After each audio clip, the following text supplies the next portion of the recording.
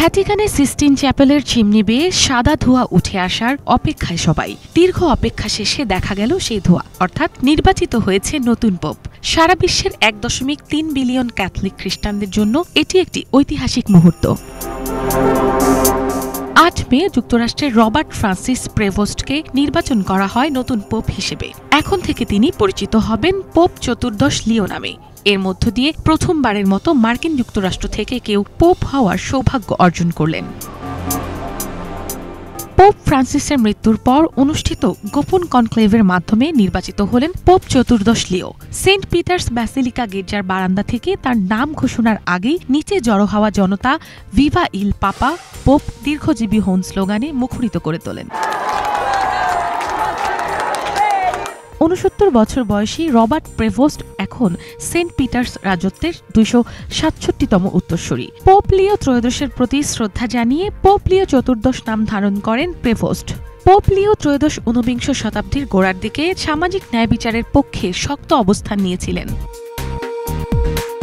1955 সালে শিকাগোতে জন্মগ্রহণ করেন রবার্ট ফ্রান্সিস প্রেভোস্ট। তিনি অগাস্টিনীয় সন্ন্যাসী হিসেবে ধর্মজীবন শুরু করেন এবং পেরুতে দীর্ঘদিন মিশনারি হিসেবে কাজ করেন। 2015 থেকে 2023 সাল পর্যন্ত পেরুর চিক্লায়ো অঞ্চলের বিশপ ছিলেন এই ধর্মগুরু। পরে তিনি ভ্যাটিকানে বিশপদের নিয়োগ বিষয়ক বিভাগের প্রধান হিসেবে দায়িত্ব গ্রহণ করেন। বিশ্বব্যাপী চার্চের কাঠামো নিয়ে অগাধ পাণ্ডিত্য তার। পোপ হিসেবে নির্বাচিত হওয়ার ক্ষেত্রে বড় ভূমিকা রাখে তার এই পাণ্ডিত্য।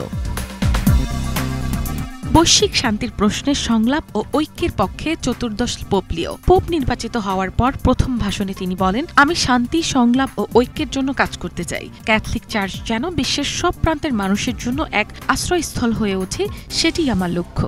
It's a really big event and means a lot, and if I can be here and lend my prayerful support from outside. চতুর্দশ পোপ লিওকে নিতে বিশ্বব্যাপী ক্যাথলিক সম্প্রদায়ের মধ্যে কাজ করছে বিপুল উৎসাহ উদ্দীপনা। এই উপলক্ষে শিকাগোতে স্থানীয়রা আনন্দ মিছিল ও প্রার্থনা সভার আয়োজন করে। শিকাগোর জন্য এটিকে ঐতিহাসিক এক ঘটনা হিসেবে অভিহিত করেছেন স্থানীয়রা। মিনালা দিবা, বাংলা ভিশন।